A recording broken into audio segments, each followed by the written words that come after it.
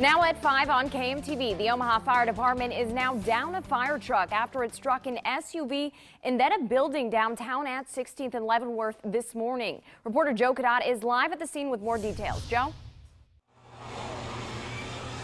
Yeah, the 4 firefighters who were involved in the wreck, after suffering minor injuries, they got out of the fire truck and helped the driver of the truck that they T-boned and helped get him so he could be in shape to go to the hospital before they went to the hospital with minor injuries.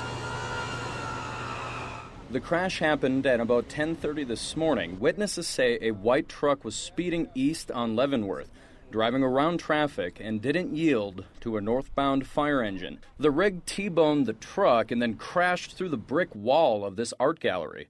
The owner of the gallery was inside at the time. Yeah, it scared him.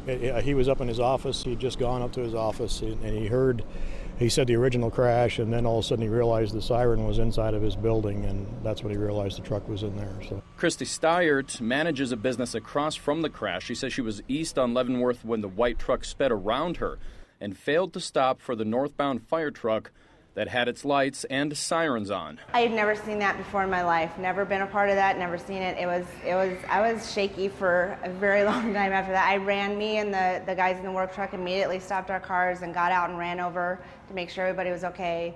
The guy in the truck seemed pretty stunned. Seconds after the crash, the 4 firefighters quickly did what they were trained to do. Battalion Chief Tim McCaw says despite being injured, the 4 rushed to the aid of the driver, who was conscious but seriously hurt. Paramount is the safety of our citizen that was involved in the accident, and also the safety of our firefighters that were involved. So if that citizen is quite injured, our thoughts and prayers go out for him.